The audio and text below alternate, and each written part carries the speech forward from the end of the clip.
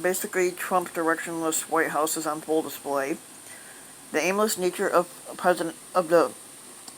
the fake President Donald Trump's campaign seemed on full display Tuesday afternoon in the White House Rose Garden, where an event meant to unveil new actions against China emerging as a top campaign issue. Instead, it devolved into scattershot attacks on Joe Biden that, at their best, were misleading and at their worst seemed barely coherent.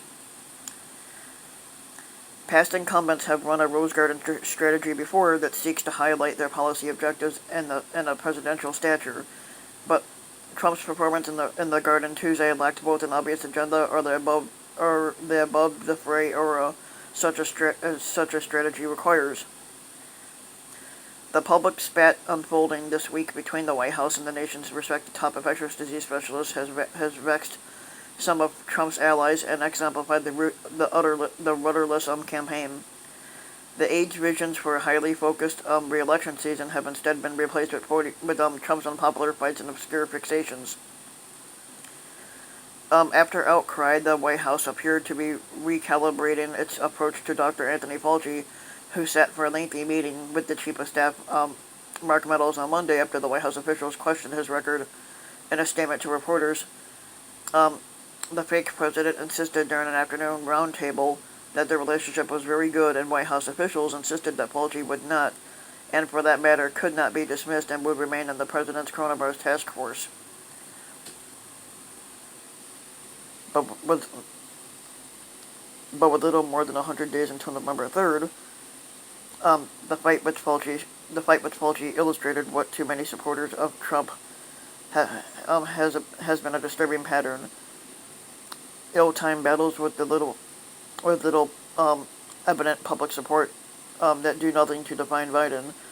The presumptive Democratic nominee articulate a rationale for another term in office or contain a pandemic that is both crippling the nation and dooming his re-election chances.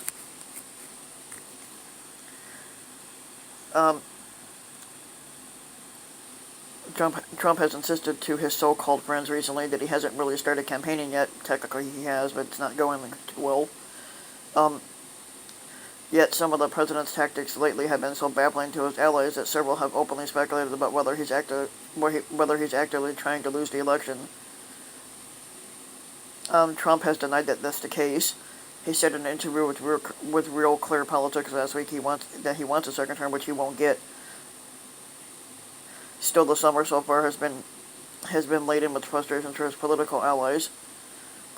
Trump's laser-like focus on preserving statues and monuments, including those honoring Confederate generals, his clemency for his so-called friend Roger Stone, which was opposed by his attorney general and generally considered politically unwise, and his long-standing refusal to wear face masks, a streak broken last weekend only after extended pleading from AIDS.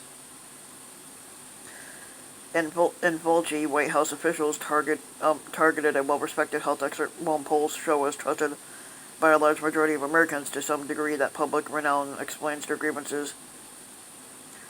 The president has long noted with annoyance to aides that Fauci's approval ratings are higher than his own, and he gripes that some aides interpreted as permission to attack the doctor publicly. In the West Wing, Fauci has earned detractors, including trade advisor Peter Navarro, who has questioned his expertise and his willingness to advocate for recommendations that have caused the economy to stall.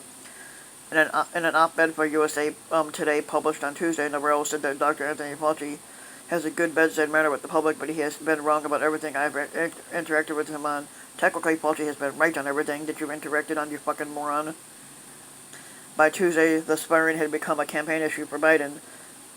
Trump, please listen to your public health experts instead of denigrating them, said the former vice president, said during a speech in Delaware, where he has been isolated during the pandemic.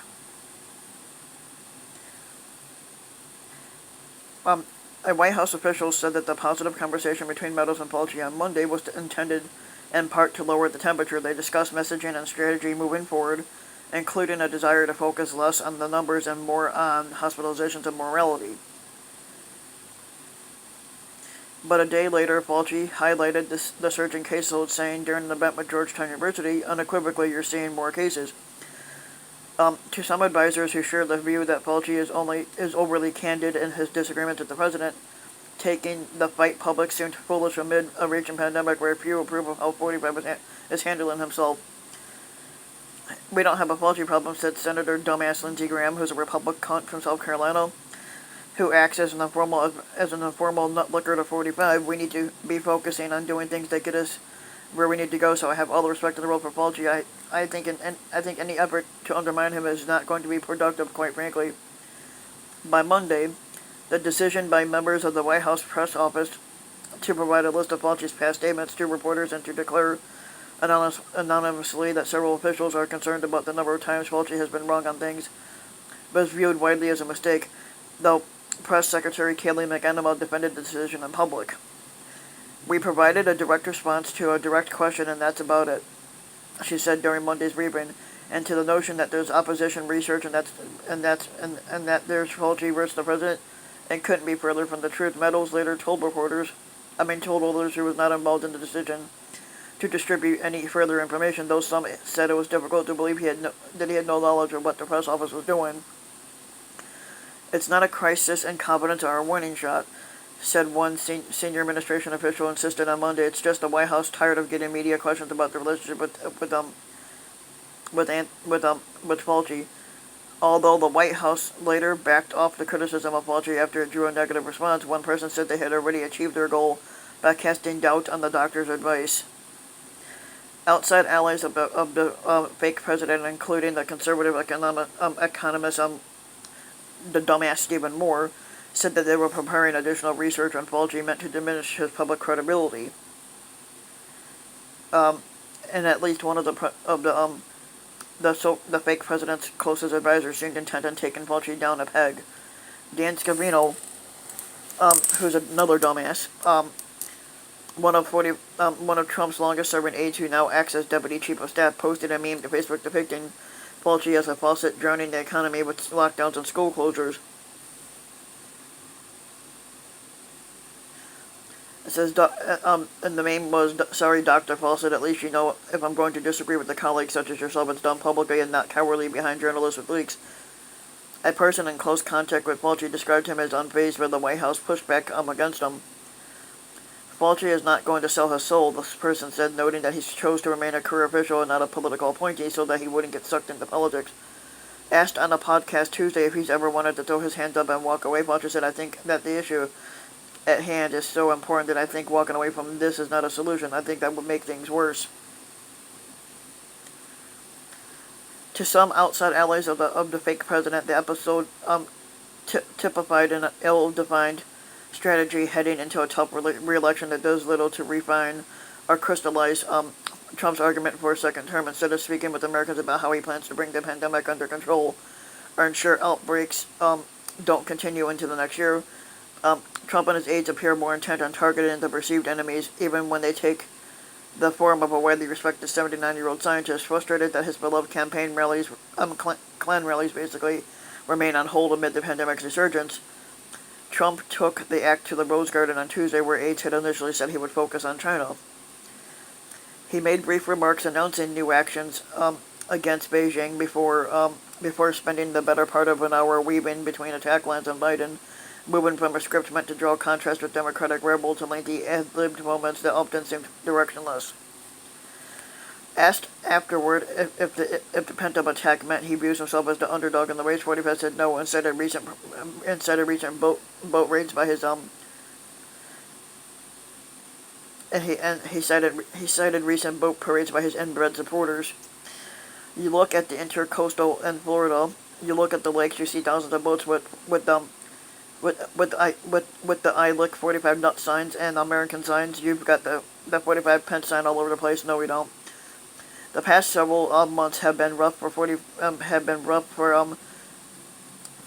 Trump, as his own poll numbers crater amid a resurgence in coronavirus cases and a national outcry over racism and the brutal police tactics.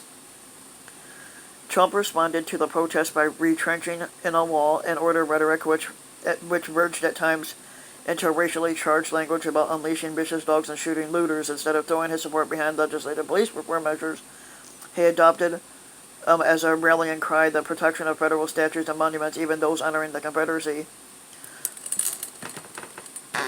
Um,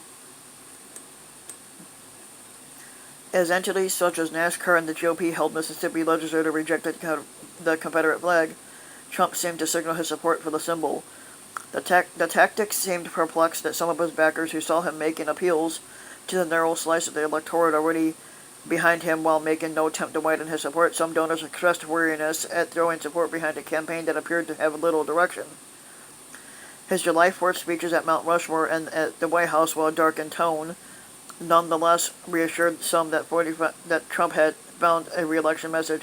But a few days later, Trump suggested on Twitter he disapproved of NASCAR's decision to ban the Confederate flag at its races, throwing the Independence Day message aside and returning to another troubling news cycle that had little to do with Biden or a second term.